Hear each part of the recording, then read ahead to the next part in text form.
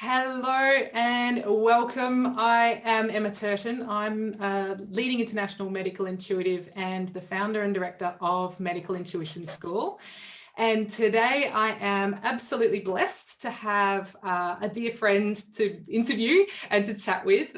So thank you for joining us. And my dear friend is Ange de Lumiere. And if you've not met Ange before, you're in for a treat.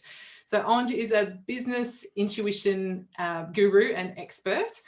And her background is as a mergers and acquisitions lawyer turned psychic who realised the beauty, the joy, the sheer pleasure of using her intuition in business and has made it her business to teach others how to do that.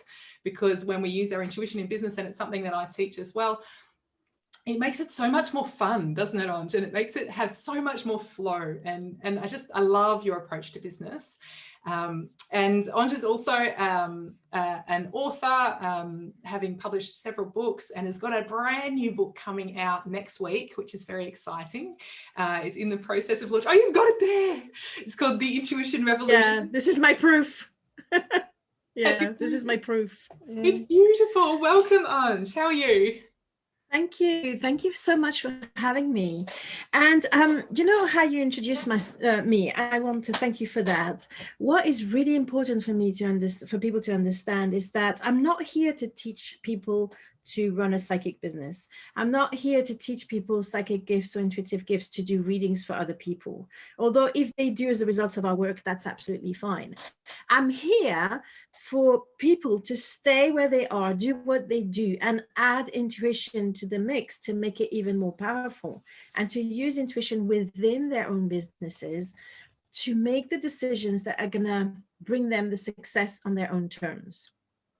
Does that make sense? Yeah, that does make sense. So I think I'm quite unusual compared to other intuitive teachers who, like most of them, is like, oh, wow, you want to start your psychic business, your intuitive business, you want to become an intuitive coach. Wow. I mean, by all means, add intuitive to anything that you want. But for me, it's more for your personal use in your business, because that's the thing that most people miss. In me at the start, I was very good at using my intuition to give guidance to other people, to coach them or mentor them. I'm more of a mentor than a coach, but it's the piece of using it for myself that was the most difficult, and for my own business, and that's what I want to promote. Yes, I totally agree. It is so interesting, isn't it? We've got Patricia watching. Hi, Patricia. Thanks for joining us live. Hello. And so it is the thing, isn't it? And it's the same with medical intuition as well, that it's so much easier to work with our intuition with another person. It's much more challenging to use our intuition for ourselves and to get to the bottom of what's going on for ourselves. And why do you think that is? I love your practical approach. So tell me why you think that is. I think it's very simple. It's because we have so many things in us that are bubbling under the surface, beliefs, fears, worries, and everything. And this is almost like a filter between us and our intuition. Whereas when it's for other people, we don't have that emotional attachment. We don't have maybe as many, blocks that come in the way. And that's why the ultimate intuition is the one for ourselves, and it's probably the hardest to access. But I don't want this to put people off, because it can also be a lot of fun. Yeah. But it's a journey, and it's a journey that requires some work, some awareness. It requires to shine a light in some corners that maybe we might not want to look at, because our mind... See, our intuition sits within our being, but our mind will come in the way of intuition. It's almost like it's fighting for attention when our intuition shows up. And it's fighting for attention because it used to be the boss, right? This is how society has conditioned us. The mind we almost have like an altar to the intellect in our society. That starts from very, very young, from when kids are tiny and they start school, and there's someone who tells them what is right, what is wrong, someone who tells them the things that they're not supposed to know. Now, it's interesting because I've never looked at my children that way, and I think that one of the reasons is because even though I was raised a Catholic, I always believed in the eternity of the soul in the sense of reincarnation, and I didn't know why. I believed that, but I did. And this is actually what brought me from being a lawyer to doing what I do today. It's that deep sense of knowing that the soul is eternal and that we come again and again. And if we come again and again, of course, we come with knowledge, even as babies. We come with all the experience from all of our past lives, even though we might not be aware of them. We are super connected and knowledgeable from the day we are born. Yes, that's so true. And my kids actually demonstrated that to me, one after the other. I have 4 children, and each of them taught me a beautiful, powerful story. My first son, so I was still a lawyer back then, but I mean, I want to go back to when I was about 14. I have siblings, and especially a sister who's 3 years older than me. And we kept on bickering as sisters do. And sometimes it got really nasty. And when I was about 15, I looked at my sister and I said, look, we chose each other. Let's get on with each other. Let's get on, with it. Let's get along. And she looked at me and was like, what are you talking about? And I didn't even know what I was talking about, but that's just like, I knew I had chosen her and I just wanted to get on with it. And how old were you fast then? forward. Sorry? How old were you then? Did you say 14? 15. Yeah, 14, 15. And it just came out of the blue, completely out of the blue. Incredible. So, and complete in contradiction to the dogma that I had been subjected to. So fast forward in my 20s, when I was studying law and everything, I met this girl. I did a gap here in the UK, and I met this American girl who was full on into reincarnation, stuff like that. And so we had these conversations that were like, we talked all day, sometimes all night as well. And I started reading books about reincarnation, and I was just so fascinated. And I was like, of course it makes sense. There was a logic to it. Like there's a logic to intuition, that when you're hit by an intuitive idea, it makes a lot of sense, much more than what everybody else has ever told you. Yes. So here I am, my first son, he turns 3, and that's usually between 3 and 4. That's when kids will. Oh, you're frozen. Are you still with me? Can you still hear me? Yes, I can. We froze for a second there. Yeah. Yeah. So, and he tells me, he didn't tell me, my son. He told his father, who was completely a complete cynic, So he tells his father how he died in a past life in a battle with swords. And he's 3. And he's 3. And my husband, my then husband, my first husband, comes to me and said, look, he said this. And I was like, oh, wow, that's really interesting. Must be his past life. And for me, that was like a fact, I know that's not very scientific to look at it this way, but it made a lot of sense. And you know what made the most sense is that all my children gave me their names when I was pregnant, intuitively, because I was always set on naming them a certain way, but then the name landed after, a couple of months, and it was completely different to the idea I had to start with. Wow. And the name that my first son chose for himself meant actually army man. So when I heard at 3 or 4 years old that he chose the name Army Man, and he actually died in a battle, in a sword battle, in the desert, it made complete sense. I was like, he chose his name to show me his story. Wow. Or show the world, or whatever it is. And that, it didn't really blow my mind, but it did at the same time. Do you know what I mean? So I already had a little piece of information that helped me to understand what he was saying was the truth.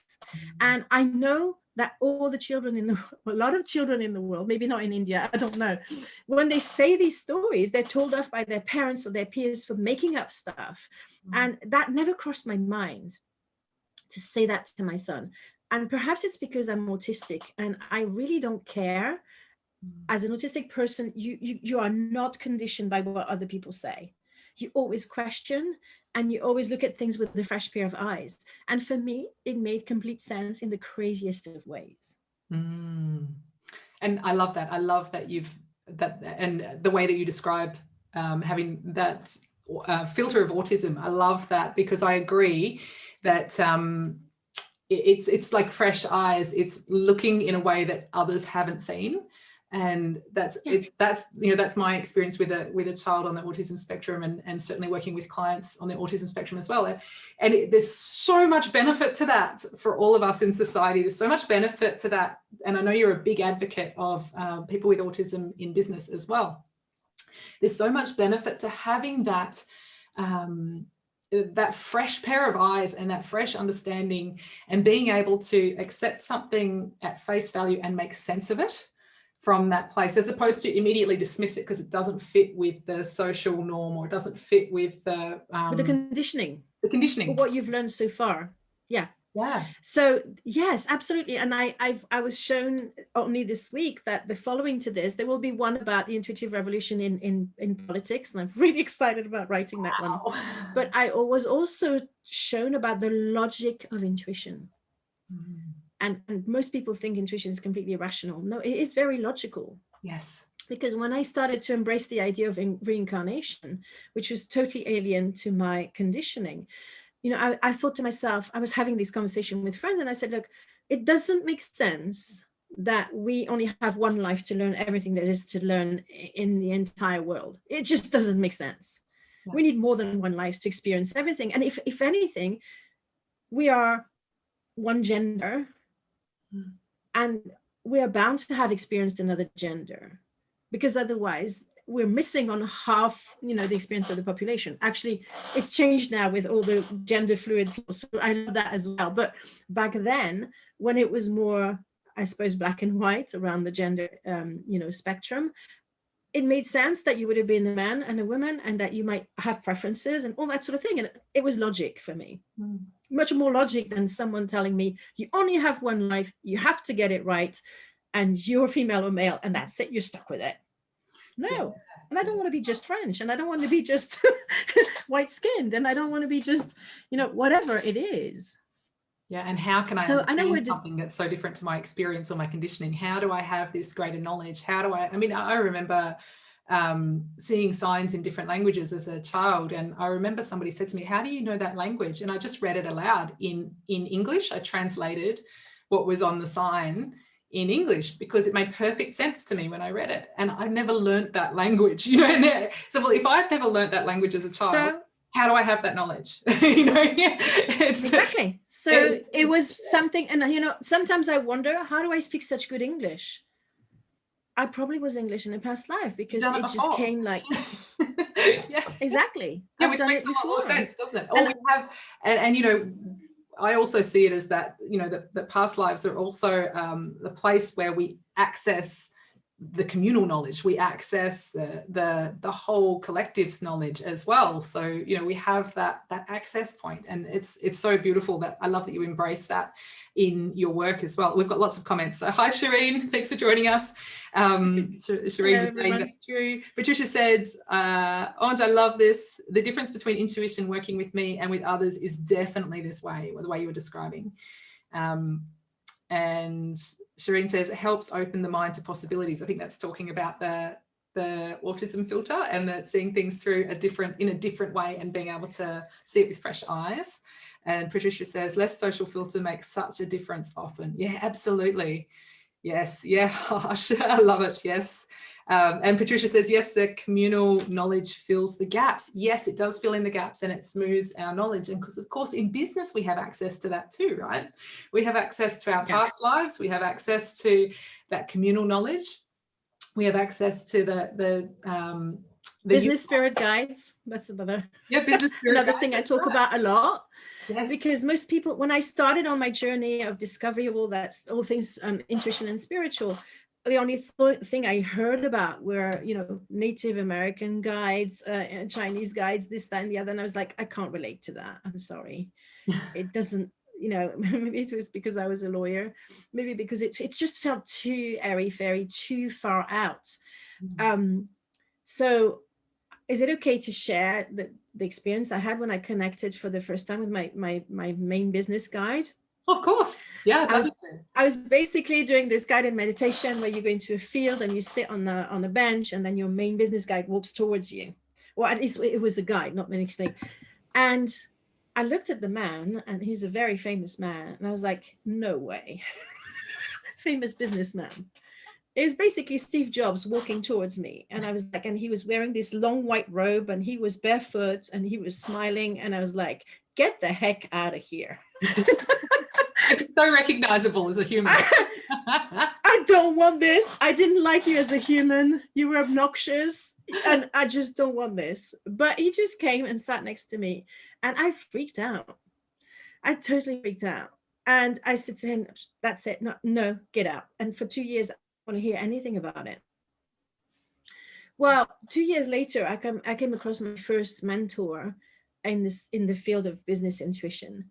And she literally confirmed almost within days of me meeting her that Steve Jobs was my main business guide. And I was like, okay, so I might have to, kind of get used to it.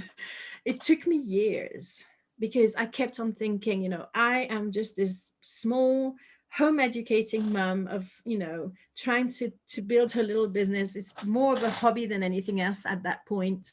I feel my self-esteem is almost, in my boots, ground level. And I'm like, why the heck would Steve Jobs want to work with me? This doesn't make sense at all. And it's taken me 4 to 5 years to actually completely understand. And we've built this relationship, just like you build a relationship with a friend. And now it makes complete sense but it took me years. You probably watched the film of his Stanford address, which is so powerful, where he says, follow your intuition, follow your heart. Now, he never told anyone how to do it. So it's almost like he's passing the baton on to me, saying, look, Ange, you can do this. I haven't managed to have people actually do it. It was just words from me. And I want you to make it a reality. Wow, what an incredible mission you've been handed. Yeah, well, of course, I chose it myself before I came onto this planet. And I think that's also why I was a mergers and acquisition lawyer for 15 years. It's because I needed to have that grounding, that practicality to be able to add the layer of intuition on top to make it into what I know you call that as well, intuitive intelligence, rather than something out there. Does that make sense? Yeah, absolutely. It's not spiritual bullshit. Excuse my French, all the kiddies watching at home. It's not spiritual bullshit. It's sorry, excuse my French. How funny is that? Because you are French. Is that a phrase you use? Probably not a phrase you use. Not in French, no. Because we're like, what are they on about? Yeah, of course, we talk a lot about bullshit in a different way. Yeah, we do. Yes. We do, actually. But yeah, so it's less about what people call the woo-woo and more about the actual practical magic of it and how to, use it in everyday sense, in a logical sense. And there's a lot of myths around it that I like to bust as well. And maybe it's my autism that came in to say, they're like, I don't believe 1 minute in this. And one of them is the whole meditation, the whole wearing crystals and being holy and giving up on coffee or wine. And there's nothing wrong if that's what you want and what you feel, but it's not a cult. There is no need to become someone else. There is no need to give up on anything. We have it as birth, as a birthright. And in fact, it was quite interesting because I came to intuition through the alley or the path of healing. So I think I'd like to share that story because it was really profound and it shook me in my boots, just like Steve Jobs. They like to give me a good shake because, of course, I don't know why, of course, why I say of course. Sometimes it takes a good shake. Sometimes we have to have a good shake to wake up and pay attention. I think I did. Yeah, I think I did because I was full of fears and I would have not embraced any of this if I didn't have some sort of epiphany or something strong happening to me. Because I was in my comfort zone, being a lawyer, being well paid, 6-figure salary, the glory, whatever that is, the traveling. Oh, I love the traveling so much. Why would I leave all that to embrace what I'm doing now? I had to be kicked out, really. Anyway, in 2005, when I started to dabble into different things besides my job, I went to see a psychic because it's a psychic that helped me the most to move from Paris to London with my 2 young children and leave my husband, because that was a huge decision. It was very, very scary. And this woman that I met back in France, I saw her several times. And the first time was actually on the back of my second child being born when I had a big breakdown. and she helped me rebuild my life. And I really valued her input in my life. And I made the secret wish almost to be like her one day and to be able to help people the way she helped me. But not in my wildest dream did I think that it would actually happen. So I moved to the UK, then I moved from London to Bristol, where I am now, and I feel the need to get a bit of guidance. You know, I'm like, oh my goodness, this is a solitary life. I'm a single mom. I have 2 kids. No support system anymore. It's going to get a little reading. I did not know what awaited me that day. I'm telling you. So I sit down and my grandmother comes through right away. And then she tells me about a Native American guide, which doesn't make any sense to me. And I'd never heard the word spirit guide before. So I was like looking at her like a rabbit in the headlights. But she said one thing that kind of fascinated me, because I had this heat coming up my feet constantly. And I was worried there was something wrong with my feet, you know, medically. And I was even going to go to the GP to ask them, you know, why do I feel the heat so intense in my feet? A circulation problem, this, that, and the other. And she said, no, actually, I hadn't spoken a word. She was a true traditional psychic medium that, you know, you sit down, you say nothing, and they just pour it at you. And she literally said that that was the way that my Native American guide communicated with me through my feet and sent the heat to support me energetically. And I was like, what? And so I'm taking all this stuff in. And then at the end of the session, she had the grand finale where she hit me on the head. Not quite, but she like, do you mind if I bring my husband in? I have something I want to show him. So her husband was a palm reader. Like, scary for me. You know, I'm getting used to psychic medium. Palm readers are like beyond what I'm ready for.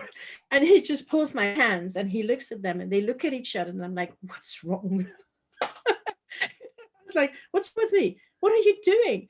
And they literally look at me and say, Ange, do you know that you have angel dust coming out of your hands?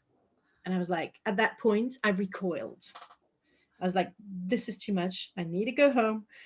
Thank you very much. I gave them the money and walked out. Then I went into my car and I sat down I was stunned. I was like, I don't even know this is possible. What on earth are they talking about? And I was in shock, actually. I was in shock. I was like, what the heck am I supposed to do with this? I'm a single mom, lawyer in a country with no support, and someone's telling me I have angel dust coming at my hand. This is a bad joke from the universe. I do not like this. Right? And that's where I was at that point. But then I thought, well, if I have this gift, I'm supposed to use it. It's not supposed to be just there and do nothing. So show me the way. So I started with a spiritual healing training, the very woman who told me about what was happening with my hands, and then which led me to Reiki. And then it led me to having more readings, because I had this real fascination with psychics. I never considered myself intuitive or psychic, but I had this fascination. And so I started what I call, you know, humoristically, my PhD in intuition, where I went to as many readings as I could, even though everybody said to me, oh, no, you mustn't have too many readings. It's bad. It means you're getting hooked onto it. And I didn't care. I just wanted to understand. I was almost like a scientist looking at it and wanting to dissect what exactly was happening with this thing. And the funny thing is that every single psychic I went to after that said to me, you should be doing what I do. You should be doing what I do. Until I looked at them and I was like, no, not again. First there's this angel dust kind of crazy stuff going on. Now you're telling me I'm supposed to do, psychic readings. But again, I thought to myself, well, you know what? If I bring the healing into it, maybe I'm meant to do that, to bring people to me who actually need healing, but who are looking for guidance. And that's exactly what happened. I started my professional career as a tarot reader, but most people who came to me actually needed healing. So I gave them what they wanted, but then they got what they needed. Yes. And from there, it evolved until I let go of the whole healing thing. Not that I don't still do that part of the work, but I realized that my purpose was to, here's the thing, I don't think I've ever said it this way. My purpose is to give intuition the space, the honoring, and the in people's lives that it deserves. Yeah. I like that. I love that. But in a not scary way. Yeah. Yeah, so it doesn't have to consume them, but it can be, No, got it's this just like you have legs, you have intuition. yeah. What's the big fat hairy deal? You know, I love it. use it like you walk. There's nothing, you know, there's nothing, there is something very, very special about intuition, but we all have it.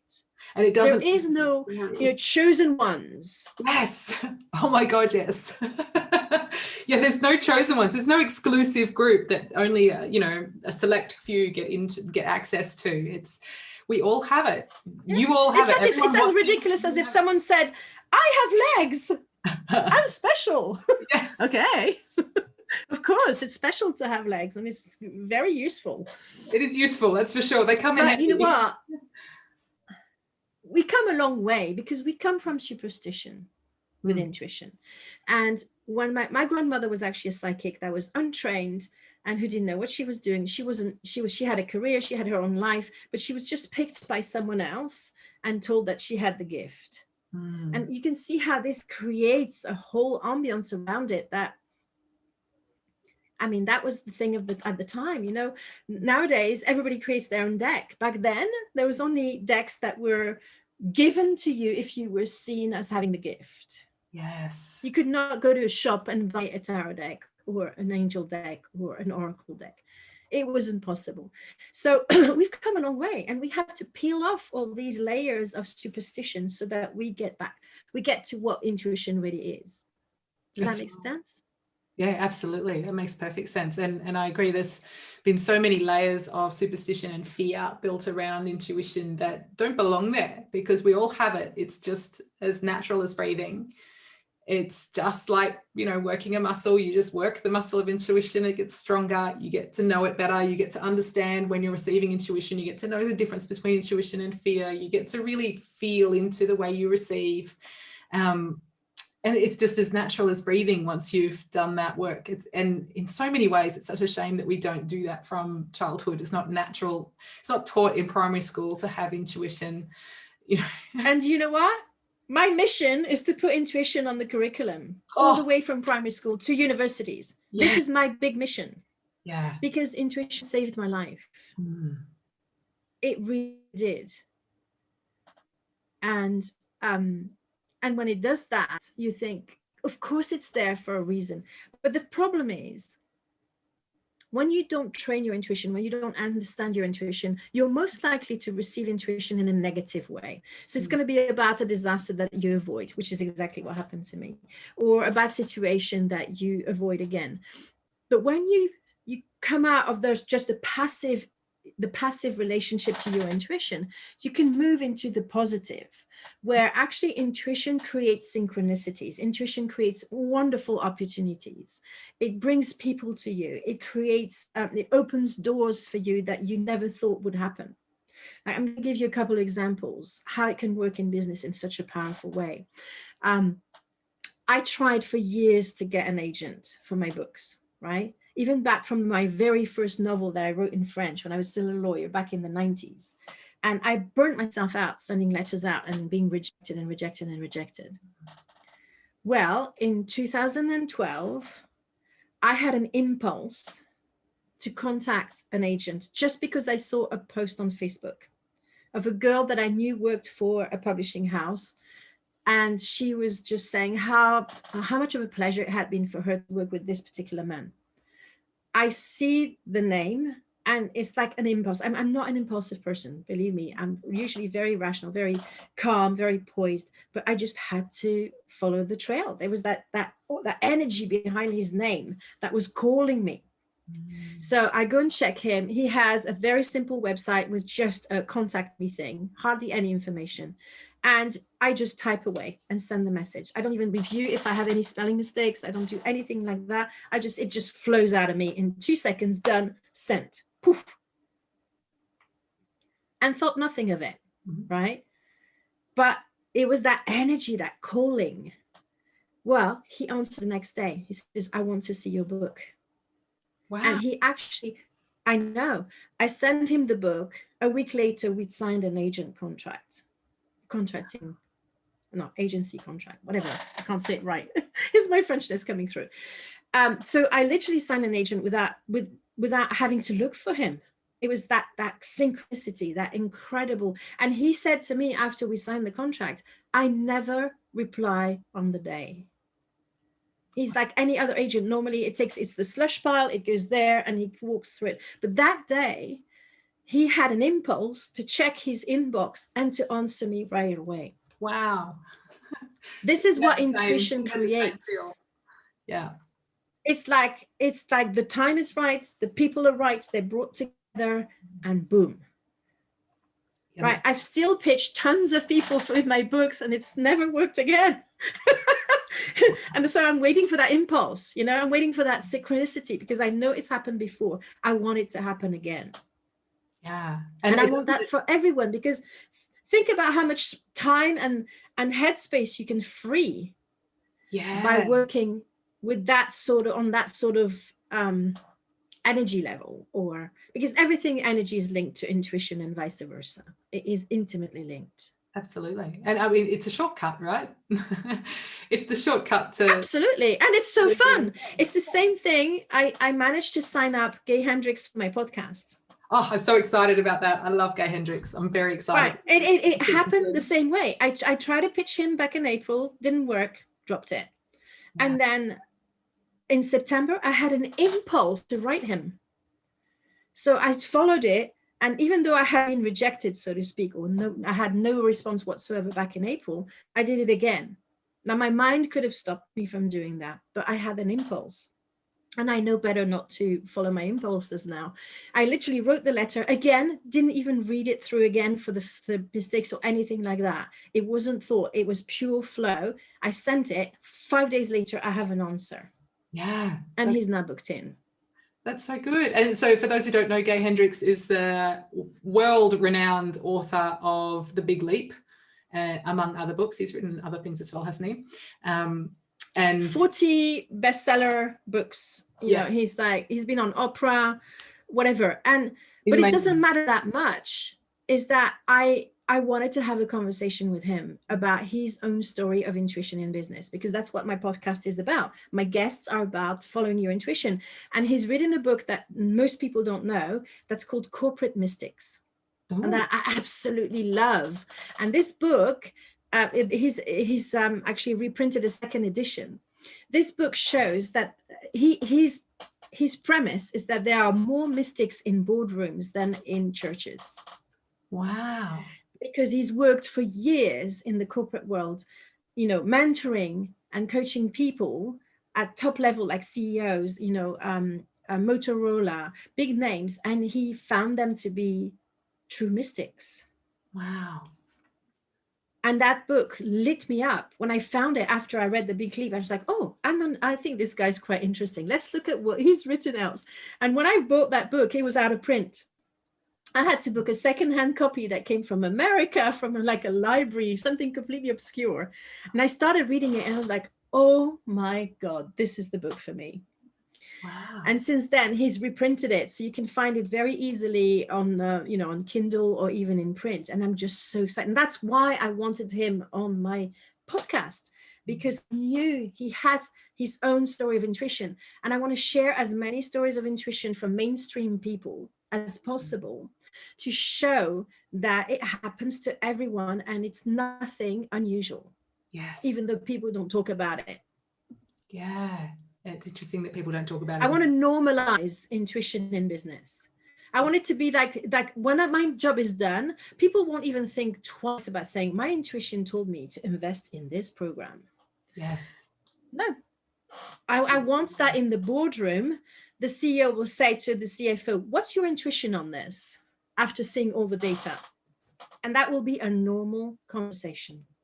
Yeah. That's when my job will be done. No, actually, that's not true. I'm starting with the business world. My job will be done when it's on the primary school curriculum. That's the beginning of the business world, right? The primary school curriculum is the beginning of the business world. So that'll be it fully embedded into that business world that comes from the primary school and secondary school. And in truth, children do not need to learn about intuition. They just need to have someone to tell them that they have it. Yes. That's it. Yes. and honor it and understand it. That it's normal, that it's and cut the healthy. noise out. Yeah. And that it can't hurt them.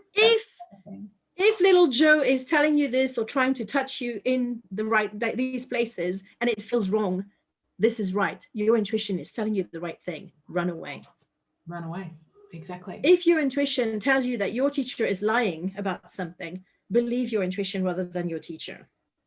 Yeah, exactly. Imagine how many children. Think of the power.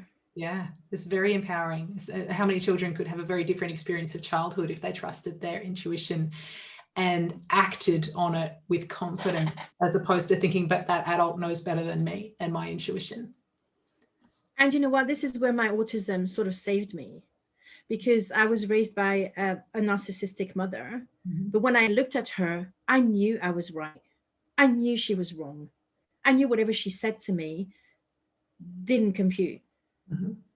And I knew it in my bones, and I stood up to her. And that's the thing that grated her the most, is that I considered myself as much as an adult as she was, even from when I was 3 years old.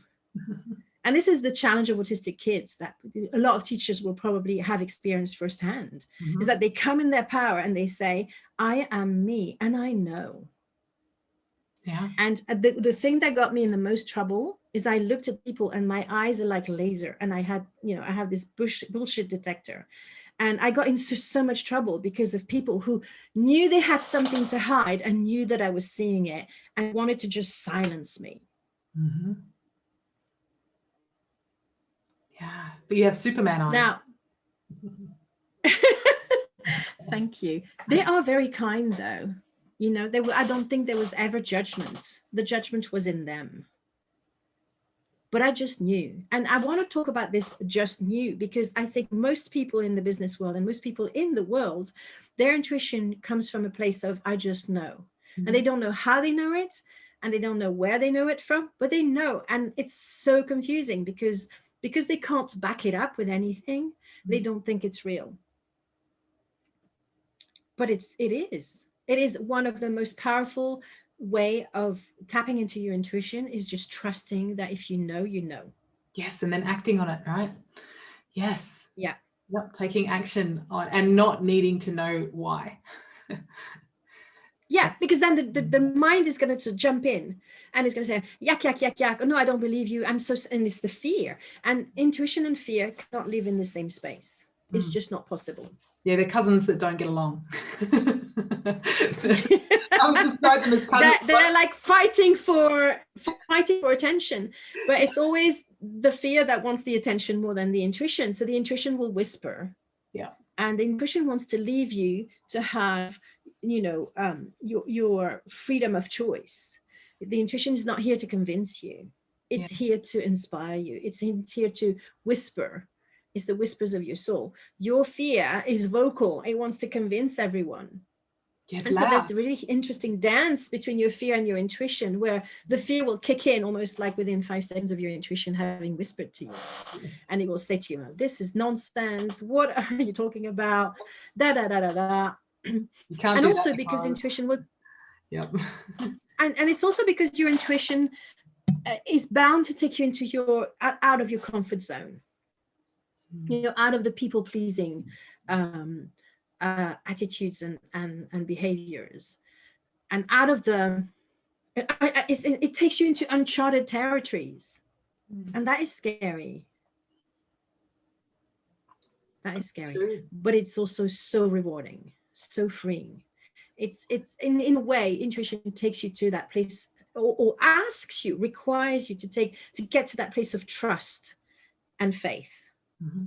And I'm saying this, regardless of religion. We're not talking religion here. We're talking about unconditional faith and trust in yourself. In yourself as a divine sovereign being. Yes. Yep. I find that's the hardest part for me.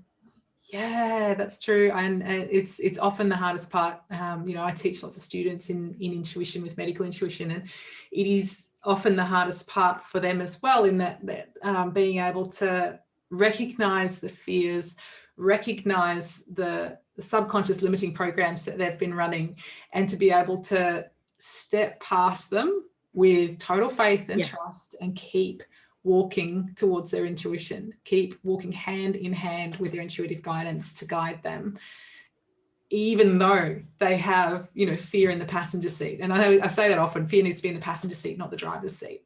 Fear can be there. It's trying to keep you safe. It's a part of the process, but it's not your intuition, and it's not there to guide you. It's there to be experienced. It's there to be felt. It's there to be acknowledged and seen and heard, but it's not what we are walking hand in hand with. It's not the driver of the ship. It's not the driver of the car. And that's our intuition. That's our intuition. And when we have that faith and trust, we can step into our intuition. But that's the hardest part to often get. And you only get it by taking that leap of faith in a way to start with, because I like how you talk about fear as a passenger. Fear is your younger scared self that has been scarred, that has been criticized, that has been ridiculed, that is afraid of taking risks. So, you know, they're not really enemies. It's more about integrating that part and soothing it and saying, you know what? Intuition never lies. Intuition will never get you into trouble. It's when you don't listen to it that there's a problem. And I'm aware we're nearly on the hour, and I don't want this interview to be too long, but I want to share one story of intuition where I didn't listen to my intuition. So my eldest son was about 1 year old, and we went to a dinner party with friends in Paris with my husband. And it's my best friend actually from school. I'm not in touch with her anymore, but back then she was my best friend, and she lived in Les Halles, which is just north of the Seine. I don't know if people know Paris. And actually right by the Centre Pompidou, you know, the quite famous modern art. Yeah. So she lived really literally by that. And so I was the only one to drive in our family. So I drove us, my husband, my son, myself, to my friend. I parked on the street. We went to the dinner party. We had a great time. And when it was time to go and get the car and get home, I asked my husband to come with me. I said, I'd like you to come with me. I had this bad feeling that I shouldn't be leaving my friend's house on my own. And he laughed at me. You know, he was a lawyer. He's very cynical. And it was like, don't be stupid. Come on. You know, it was almost like, oh, come on, women, you know, what's the problem with you? And so I caved in because I didn't want to make a scandal at my friend's place. And literally within 5 minutes, I was attacked by a drug addict. So I'm not saying this for you to feel what happened and the shock, but it was real. But I couldn't go past that conditioning because I was afraid, and I had been told so many times that I was irrational, that what I said didn't make sense, that blah blah blah. So that was my wounded self, the one that is in the fear passenger seat, and she's still there. She's still scared. You know, I might look like I've got it all, like talking about intuition, writing a book, you know, going out there. It's been the hardest journey for me because of all this baggage and having been ostracized and you know, felt like a misfit my entire life. I didn't even know I was autistic. I didn't even know, you know, I had something different, but I could feel it in my bones. I knew I didn't look at things the same way other people did. And I kept on hitting myself like, you know, a butterfly to a light, not being able to come in because other people were on the same plane, if that makes any sense. Yeah. Yeah. I can see now it's my superpower, but I still have that passenger with me, and she's like, oh, are you sure you want to do this? Like, for example, of course, writing a book about intuition, I was like, I don't know enough to write about this. There's people who know more than I do. There's all the psychics who can see, hear, feel, whatever it is, and I can't. And I don't know how I know all this stuff. But at the same time, I can see that I'm here for people who are more like me, who might not have that confidence, and who need to someone to show them that it's okay even to feel afraid and just take the first tiny step, and then the next one, and then the next one. Because you know, I read something about courage and confidence, and I read that confidence comes after courage. You don't wait until you know that you can do it to do it and get the courage that way or the confidence that way. You have to get out there, you know, in the cold and do what you have to do. And then that builds your confidence because you've had the courage to act on it. Yes. When you had no proof whatsoever. And I want to share another anecdote that actually, so the first time I invested massively in my business, October 2017, it was like £8,000 to invest in the program, and I didn't even have the money. So I actually used a credit card for the first time in my life. And I was waiting for a sign from whatever the universe to tell me this is the right thing to do. There was no sign whatsoever, other than I knew it was right for me. So I had to act on it.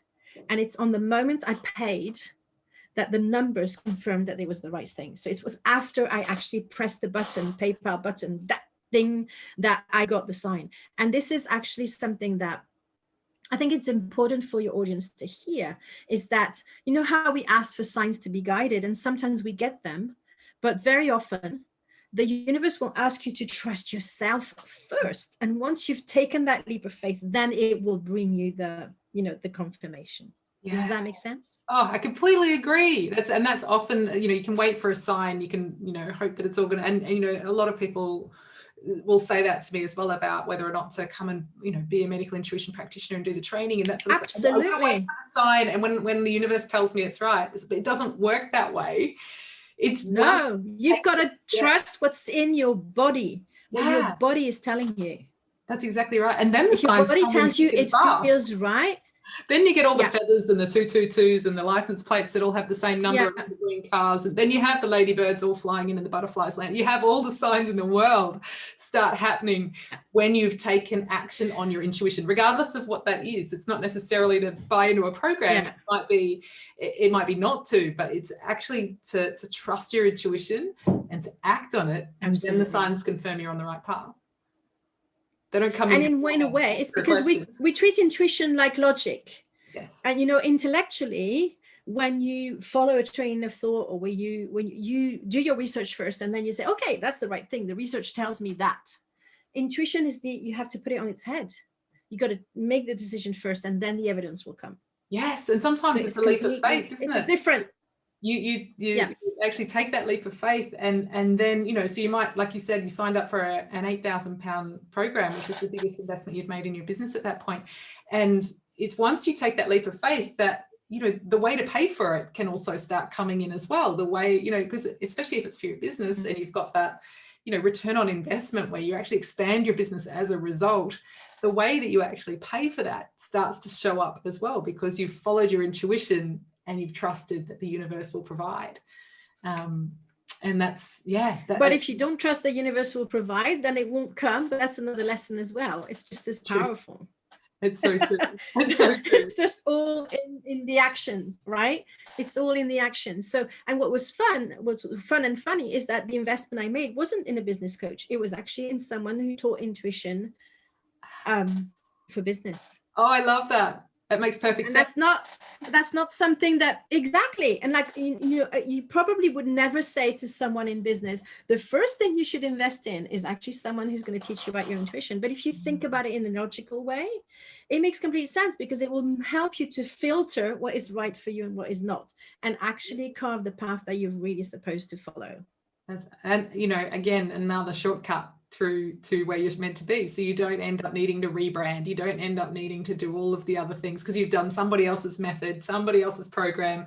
You actually learn how to listen to your intuition. Or buy a program because you've been NLP'd into it, and it turns out it's really not the right thing for you. Oh my goodness, NLP'd into it. That's the best description I've ever heard. And yeah, I totally agree. You can be manipulated into getting programs because of some very... Oh, I'm so prompt to that, because I have the biggest imposter syndrome in the world. It doesn't even fit in my office. It's so big that I can be... You need a bigger office for your imposter syndrome. I don't want to create a bigger space because it might give her a place to grow.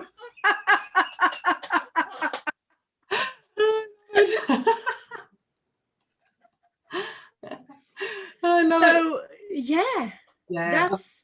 that's the game. It's a game, and it requires guts for sure. It does require courage, guts. Gumption is a good word. So we've got some comments here as well. That's a great mission, Ange. You're on a great mission.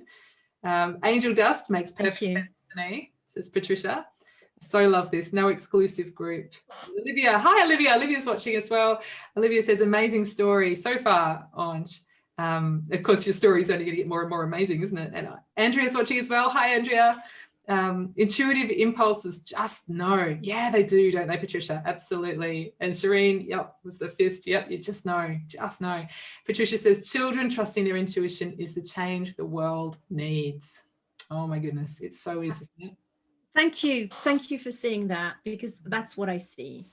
And that's why I also pulled my youngest 2 kids out of school. There was lots of reasons, but one of them is that I saw my elder 2, the intuition was literally pulled out of them completely. By the time they reached secondary school, they were lost to intuition. And well, lost, of course they weren't, but they will have at some point to do the work that I had to do to reclaim my intuition. And that's a big job. Yeah. And I didn't want that to happen for my youngest 2. It is a big job, isn't it? It's a much easier job, tidier job to just keep it. Unlearning, peeling the layers. That is such hard work. If you don't have to peel the layers, then you're already, you have a head start. That's right. That's right. If you never stop believing and you never stop trusting, you don't have to try and earn it all back. Yeah, that's so true. And Patricia also says, trusting intuition, keep taking the leap of faith that knowing is enough. Yes. Confidence coming after courage. Totally agree. And intuition testing your knowing, perfect synchronicity. Yes, yes, exactly. It tests your knowing. And it's in a way, and I don't sort of see it as testing. It's almost as though everything waits to fall into place. The steps don't show themselves to you until you take action on your intuition. So if you sit stuck and waiting for more signs, nothing else happens in terms of your intuition because you haven't taken action on the first step. Do you find the same? So, well, I see intuition as a sat-nav system, one of those satellite navigation for cars. If you put the direction and what you want in the sat-nav, but your car is stationary, it can't pick up on the signal. It can't tell you where to go. Yes. Because it will stay, where are you? You're not moving, I can't see you. So what your intuition sat-nav wants you to do is to take the first step, even if it's in the opposite direction, because then it can redirect you. Once you're moving, then things start to pull together. Does that make sense? Yeah, absolutely. I love that description. What a great analogy. Because if you're not moving, the sat-nav can, Exactly. The sat-nav it can't do anything for you. But it won't help.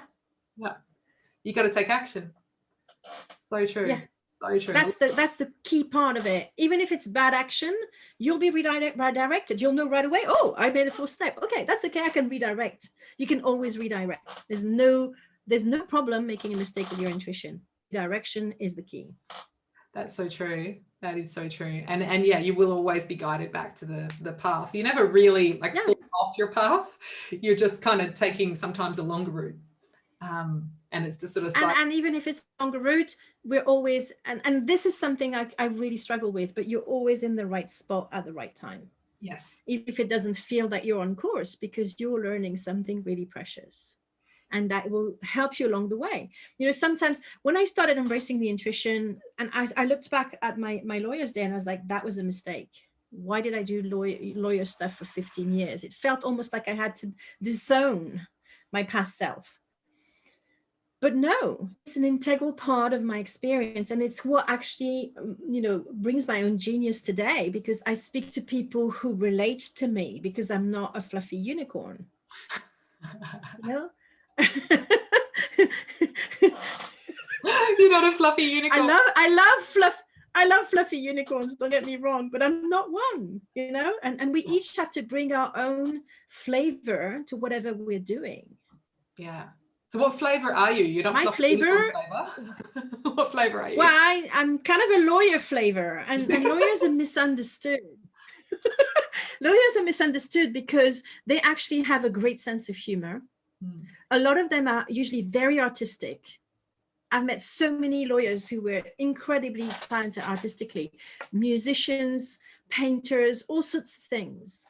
And so they actually, for the ones that I met that I love the most, they have this really good balance between the creative and the logic. Yeah.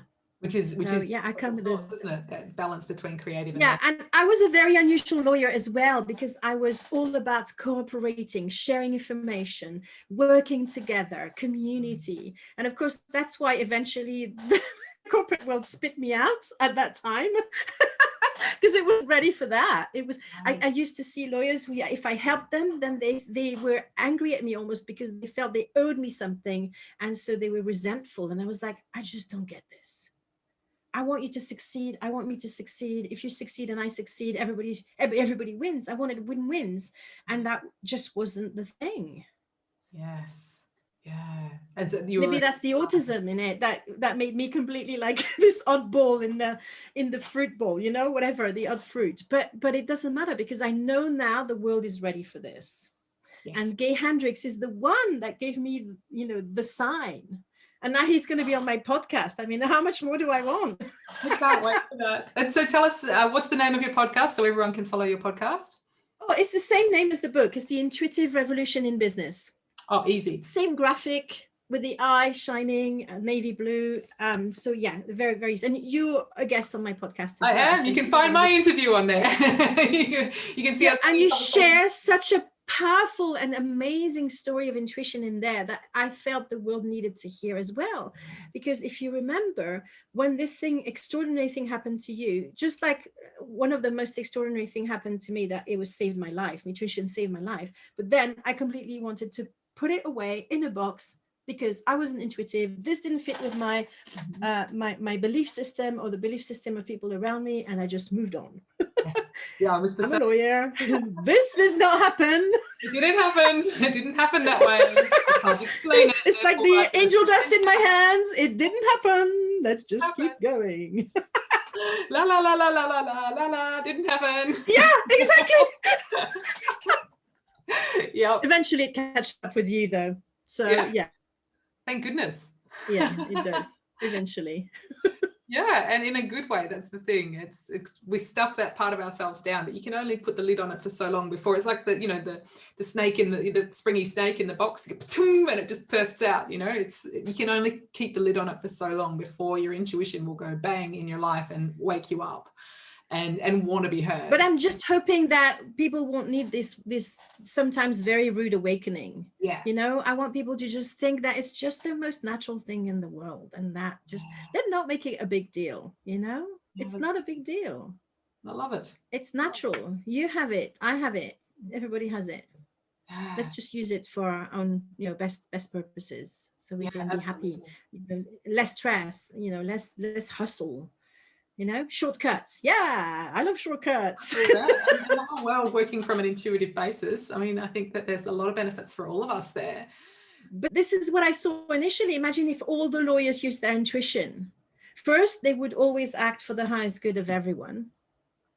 And second, imagine the power that everybody would live to their full potential. They'd live to their full potential, and they'd be so satisfied with life. That's the thing, regardless of the ups and downs, the heartache as well as the joy. They would be so satisfied with their lives, because that's the thing that comes from following your intuition, is that incredible sense of satisfaction. And I see that as being far more a definition of success for me than any numbers or figures or money or 6 figures, 7, all of that stuff. Success for me is about satisfaction. And so that if I'm fully... And I'm passionate about my passion in my business is to support brilliant entrepreneurs create success on their terms. Yes. Now, intuition is just the tool. It's just the tool. Yeah. And what a tool it is. Love it. And so we've got, oh my God, I totally love that sat nav analogy, said Patricia. And she's following this podcast. Awesome. Thank you. Go there. The more the merrier. We have a free group on Facebook as well, the Intuitive Revolution for Brilliant Entrepreneurs. So they can come and hang out with you in there if people want to get to know you a bit better and learn from you. Oh, thank you. And there's lots of videos. We have a lot of fun there. Yeah, there's lots of, I was having a look through the guides in there, and there's lots of different things that you can learn straight away from Ange if you want to, if you resonate with her approach to intuition. And you can, because my framework is called the Epic Wisdom Framework, And the epic wisdom, of course, is your intuition, but it comes with some pillars that you need to put in place, and it comes with questions that you ask yourself, and they're just that curiosity, you know, what if I knew the answer? Yeah. If I leave just, you know, your audience with that one question, what if I knew the answer? Yes. And just see where that takes you. Yeah. Yeah. Yeah. What if I already knew? Yeah. How simple is that? We go seeking outside of ourselves all the time, right? What if the answers are already there? How much easier? It's the alchemist. It's the alchemist, you know, shortened in one sentence. Sorry, Paulo Coelho, I've really ruined your book. What if I already knew the answer? I love it. Condense it down. And, you know, you've turned a whole book into a meme. So it's exactly. One sentence. I never said this before, but that's what it is. What if the answer was in me all along? Yeah, that's right. That's how simple it is. That is how simple it is. And I love that. I love that you can distill it down like that. So thank you. And how can people, if they want to get a hold of your book, how can they? Okay, so at the moment, it's available on It's My author list, because I'm doing my book launch on the 18th of November, next Thursday next week. Now, I don't know if any people that you know are local to me, because I'm actually doing my first in-person event. Onge lives in Bristol. So local to Onge is in Bristol. So the in-person event. So there are tickets. Yeah. There's some tickets. There's a regular ticket where you just come, have a glass of wine, nibbles, and you listen to me talking about intuition, especially the 4 steps to tune in. It is going to be fun, but it's going to be live stream as well. And I'll teach people the 4 steps to tune into their intuition on demand. Great. So that's the thing, a process that I really, really love. And then if you want a VIP ticket, you get a signed copy of the book, of the companion journal, which is called the Decision Journal. And you get a 15-minute Business Akashic Record session with me. So that's for the VIP tickets, because I'm coming to the event with a number of books, and when they're sold, they're sold. So if you want to reserve and make sure that you have your copy, that's a way to know that I'm going to spend some time with you as well, getting to know your business. The first hour is for the regular peeps who just want a little, you know, a talk, a glass of wine, some nibbles, and an opportunity to buy the book. But for those who want to socialize, network, and spend 2 more hours with me and just get more deep into the experience, questions or do anything, then that's the VIP ticket for you. Okay. For those who can't come in person, which I'm aware that that's going to be a lot of people in your world. Yeah, it will be live stream on my page. Yeah, very long haul. You know, if you fly to see me, I'm like, my God, I will be honored. I don't expect it. Well, from Australia, unfortunately, we can fly to see you, but we can't fly home. We're not allowed back in. They shut the door. Well, I'll have all of you. You can stay with me. We're all staying with you from now on. So no, for those of you who can't attend in person, it will be available on Lulu at the time of the launch, okay. Lulu.com. You'll find the links when I do the live stream, and it's available as an ebook and as a paperback. But if you wanted to if you wanted to be one of the early adopters and want to jump on the train right now, if you sign up for my author newsletter, you will have a chance to purchase the ebook today at £4.44, and in Australian dollars it's 8.88, because I wanted to keep the numbers like that. And you will have an opportunity to join my book club, which is already running, where I have a task for every chapter in the book. So I want to make sure that you read the book and you implement it. And that's my way to give back to people who are early adopters, is to support them in the process. And yesterday we had a really fun task where we sent out a signal for one of our former clients to contact us and see when they will contact us after sending out that thought. Oh, wow, that's so cool. So there's little tasks like that can be really fun. I know, because, you know, everything's energy. So I talk about the fact that if you think about someone or they think about you, then you end up either bumping into them or having, you know, they call you or they contact you out of the blue. So it was a little experiment to see if we can actually create that. And so every day has a little fun task like that, or different things. Sometimes it's to look into your fears, sometimes it's to look into your beliefs, but other times it's much more fun. So yeah. Oh, that's I awesome. would love to have you in my book club. Yeah. Yeah, thank you. And so can you drop the link after when we're finished? Yes, absolutely. Link in the I'll comments? put my author newsletter, and the idea as well is that the early adopters will help me spread the joy. I will offer you an opportunity to create your own book club, where I will support you in creating it for free.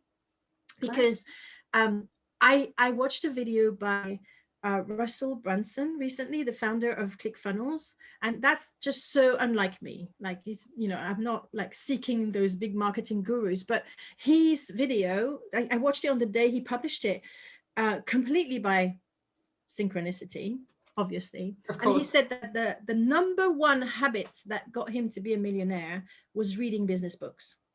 And I thought to myself, being part of a business book club, most people buy books, they don't do anything with it. If you're in a club, you have that accountability, you go through it. And because I'm so passionate about people embracing their intuition, this is the kind of movement I want to create, early adopters who then will create their own business book club with their friends.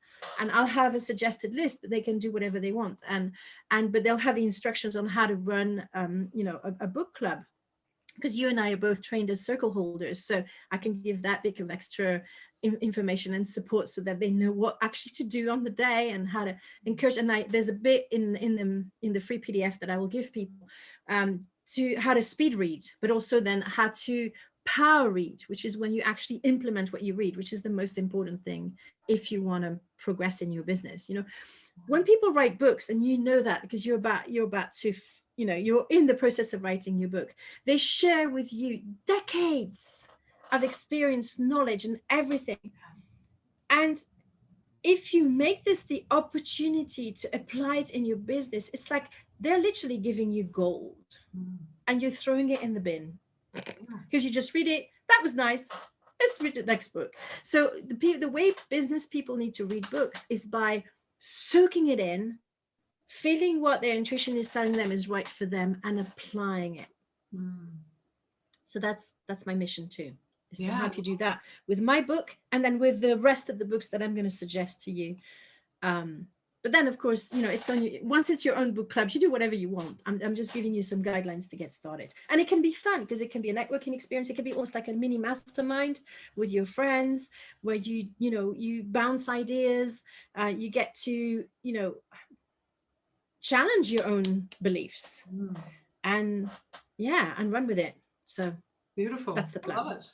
And what an awesome opportunity for people to continue networking and growing their own business as well as a result. I think that's really lovely. I think it's the win-win. It's a win-win. Definitely win-win. And it's the bit of me as I ended up my career as a lawyer, as a knowledge manager. And that's the knowledge manager and me getting really excited about creating this big movement, Yeah. Yep, that's good. That's really good. And why make it just a book when it can be a whole movement? Yeah.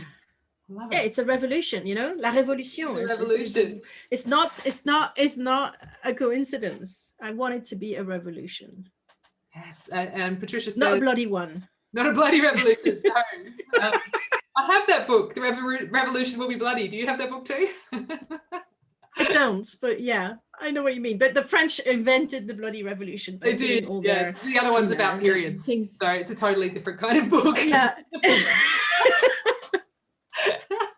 But Patricia says, I'm going to let my UK peeps know about your ticketed launch date. Thank you, Patricia. That's really great. Oh, thank you. I really, really appreciate.